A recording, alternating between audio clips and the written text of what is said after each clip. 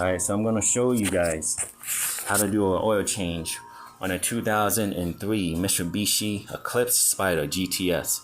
Okay, I'm going to show you what you need. Now, maybe some people, they know how to do oil changes. Maybe some people, they don't know how to do any oil changes. They don't know nothing about cars. But I'll tell you what, I'm going to save you some money right here, right now. Because I know you're tired of going to Walmart and paying $30, $35, $40 for an oil change. Alright, and aren't you tired of going to Jiffy Lube and paying $60, $70, $80 for an oil change and just like, you know, they just checking your stuff? Nah, man, you can check stuff on your own and you can do your oil change. Alright, I'm going to save you some money here. Now, I'm going to show you what you need here. So you're going to need a couple of rags here. You have a rag for your hands and you got a rag for, you know, for spills. Okay, you can buy a whole bag of these, like a 6-pack or an 8-pack, I don't know, from Walmart for like maybe $2. Okay, you're going to need an oil pan. Also, you're going to need a funnel. Now this funnel is green, which means it's used for antifreeze, but you can also use it for doing oil changes. Alright, you're also going to need the filter, the oil filter. Okay, for this specific car, you're going to need ST9688, and this lasts 10,000 miles. Okay, now, of course, I change my oil every 5,000 miles because I use synthetic oil. I either use full synthetic or I use synthetic blend. But for this specific car, you're going to need 5W30. Okay, you can use conventional oil, you can use blend synthetic, or you can use full synthetic. Me, I prefer to use full synthetic. Make sure it's 5W30. I know a lot of people online are saying, no, you got to use 0W20. It's the newest thing. No, it's the newest trend and stuff like that. Nah, use what the manual tells you. If the manual in the car tells you to use 5W30, use it. Don't listen to these people that, you know, that hot rod their cars and, you know, say all this stuff. Oh, my car's running better. Nah, man, don't do that. Do what the manufacturer tells you to do. Also, what you're gonna need is a socket. That's what is this? 17. Yes, that's socket 17. You're also gonna need an extension, and you're gonna need a small breaker bar, or you can use a regular wrench. Okay.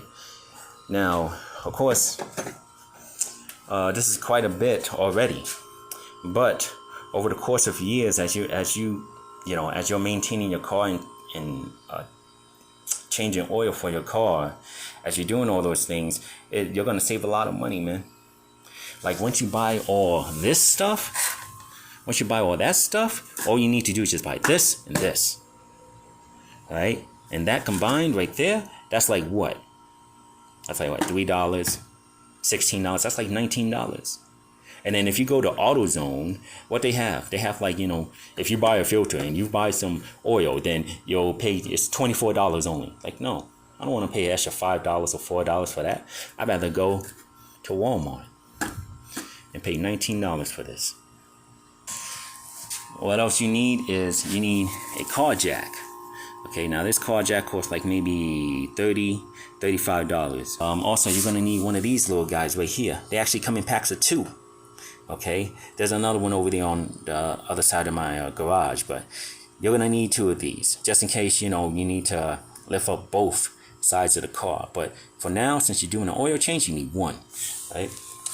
Also, you're going to need a chop block. Why? Because you don't want the car rolling as you're jacking up the car. Also, you see that little handle right there? You need to pull up that parking brake. So this is what you do before you start anything. Pull up that parking brake, put the chop block or the piece of wood back there to make sure it doesn't roll, and then start jacking up the car. Okay, I already jacked up the car, and so when you're jacking up the car, make sure it's high enough so that this can reach under there. Okay, and then it reaches right here, right there on that little plate. Don't put it before, don't put it after, like back there. No, put it right here, right on this little plate right here. Okay, now we're gonna go ahead and start this oil change already, because I know you guys are sick and tired of me talking.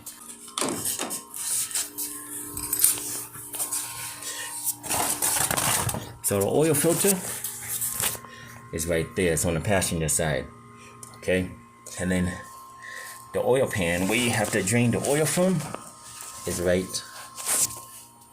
The oil pan is here, but the oil drain plug is right here. It's in the back. Okay, so what you got is the filter and the oil pan right next to one another.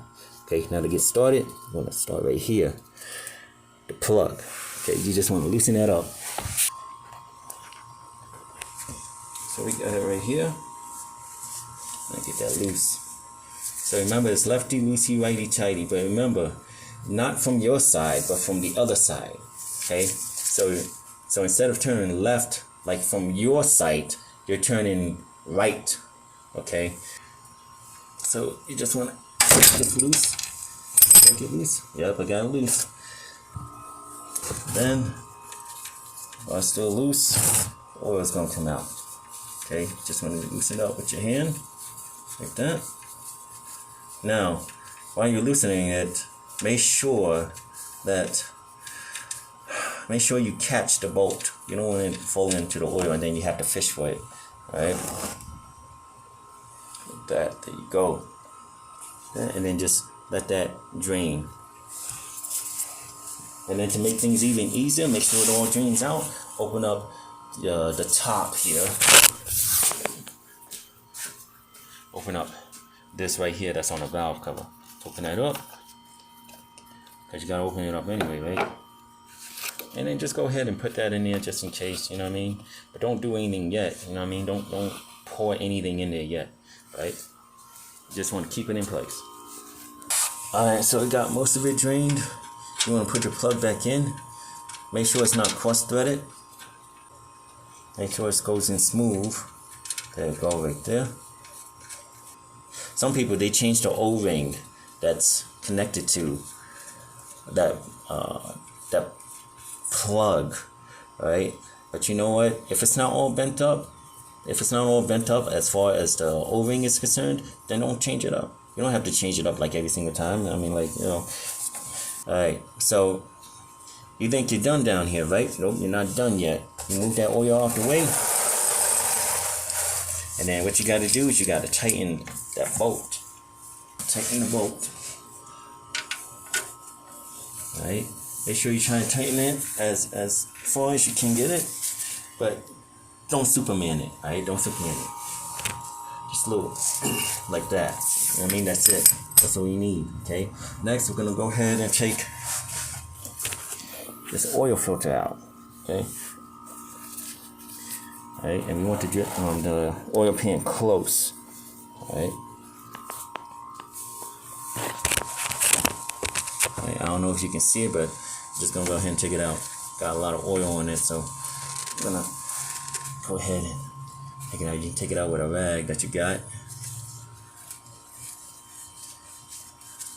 Make sure it doesn't drop or fall. It's going to be some oil coming out. Look at that.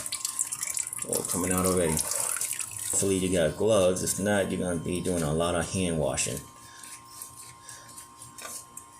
Like that. There you go. Look at that. Go ahead and put it in the rag if you want to. But make sure it's drained out. Alright, you got your new oil filter right here. Alright. You can just take some oil from this and just do it like that. I mean, oil is oil, man. Just put it on right here. Put it on the gasket, and then go ahead and put it in the threads inside. Okay. All right, and then you go ahead and put it back in. Well, not put it back in, but you put the new one in. Please don't cross thread this. Make sure you have it the right way. Don't cross thread it. Remember, lefty loosey, righty tighty.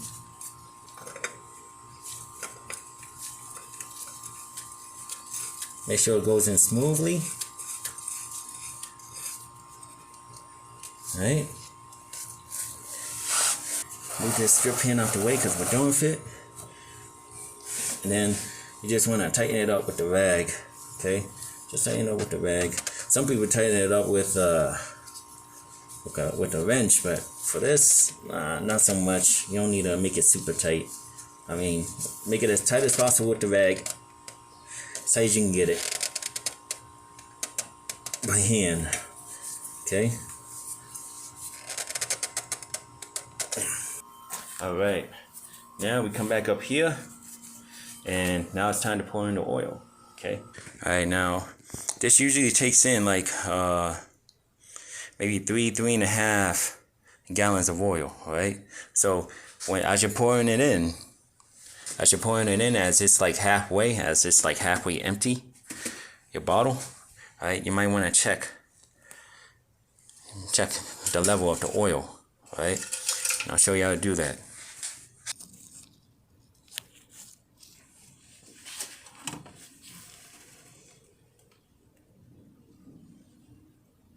Go ahead and pour it in, about half. And then like what you want to do is like you want to get under the car and see if there's any leaks. See if there's anything leaking. You want to see if the filter is leaking. You want to see if the drain is leaking there. You know, and the way to do that is, you know, with your hand, you just feel under there and see if there's any drippage or any saturation. Okay. All right, let's check out the stick. All right, we wipe it off. Then we go ahead and do it again. Okay. So it's about at the height that it needs to be. Okay. I don't know if you can see it. See? There. Right there. See that? See that second arrow there? There's one and then there's two. Alright. It needs to be at the second arrow. Alright. I don't know if you can see it with the light, the oil, but it's up to that second arrow right there. See that? Alright. And then you're there, man. And that's all there is to it. Alright. You go ahead, take this out, put it in a rag so there's no crazy spill. And don't forget to put the top on, man. Don't forget to put the top on. Don't be like Jiffy Lube. Alright? Jiffy Lube. I've seen so many videos of them messing up. Of them messing up people's cars because they didn't put the top on. Okay? Alright? And that's all there is to it, man. That's all there is to it. Alright? Then you use the jack to pick up the car. You pull that out. And then you go ahead and you let the jack down. Don't forget to remove the chop block. Don't forget the parking brake when you roll out. Okay? And put the top down. And you done, man. You done. And that's all there is to it.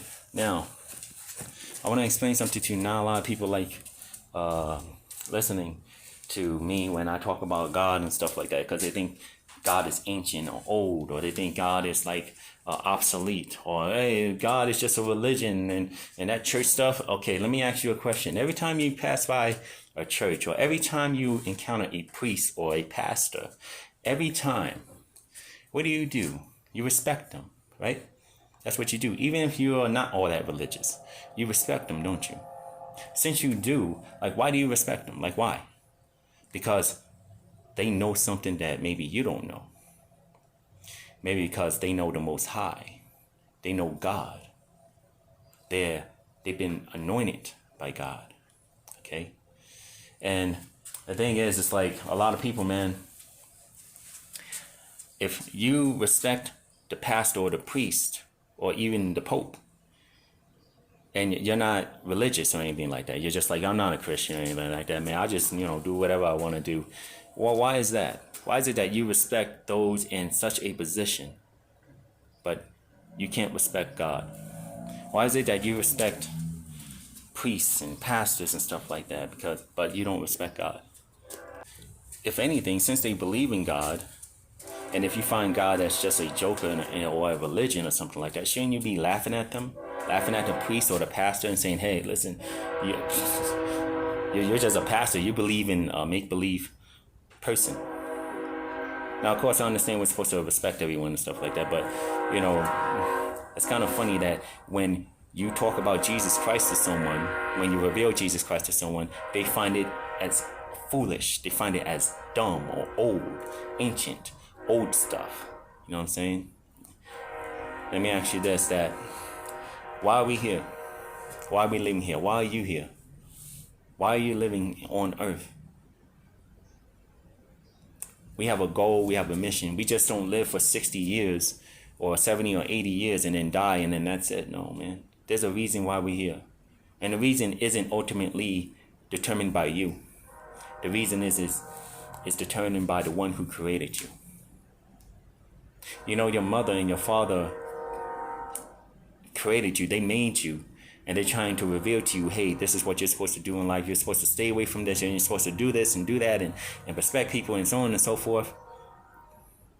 But who created them? And who created them before them and so on and so forth, all the way down to generations? Who created all the way down to the first people? Who created them? Get to the source and you'll find out. This was not an accident that we were created and meant to be here. We were here for a purpose. So you need to find that purpose. And that purpose is in God. Now, a lot of people, they don't believe all that stuff. I don't believe none of that stuff, man. That's whack, man. I don't know what you're talking about. Okay. Well, when you die, and eventually you will die, I'll tell you this. Everyone around you that you see, around you, everyone, your neighbor, the 3-year-old that plays with her toys that you see, everyone is going to die at some given point in time. And that's real. So what was that 3-year-old's purpose of living? What was that 41-year-old woman's purpose of living? What is your purpose of living? So, when we see, like when we realize why we're here, are we here just to party it up and then just realize the beauties in life and then die? No. Well, the thing is that if you're realizing the beauty in life, won't that beauty in life fade away once you die? You can't bring anything with you when you die. You can't bring one thing with you. You can't bring your money. You can't bring your job. You can't bring your careers. You can't bring your PhD. You can't bring your car. I can't bring this video with me. I can't bring it to the grave with me. I can't bury it with me. What use is it? I'm already dead. There's a reason why we're here. And you need to go back to the Creator, who is God, our Lord Jesus Christ, to find out why you are here. If you don't know, you're going to be searching and searching and searching, and you're going to continue to be searching as you're going through the decades and through the years. You're going to continue to be searching, and soon enough, you're going to be in the wrong things. And you think you're going to learn your lesson, but you're going to find another thing, and then that's going to be the wrong thing too. Your reason here is because, like, just the general reason why you're here is because you want to go back to your maker. You want to go back to your creator. That's why. You want to go back to your creator. Whoever created you, you want to go back to them. You want to make it back to them. Find out what was the reason for my life. The reason for your life is because of me. Because of me, Jesus. Did you ignore me? Or did you say, hey, that's Jesus over there. I want him to teach me. I want him to be my Lord, be my King. Or did you just say, man, that's old and ancient. Jesus is old. Jesus is dead. Did you say that in your mind, in your heart? Jesus is dead. I just ignore him. I'm telling you, man, find your purpose in life through God, through your creator, the one who gave you a purpose, but you're missing out on that purpose. All right? But that's all I gotta say, guys. I just want to say I hope you enjoy me doing this oil change. I hope you enjoy me, ministering to you a little bit. But I just want to say I love you guys. Jesus first, God first, and the kingdom will always come first. Amen.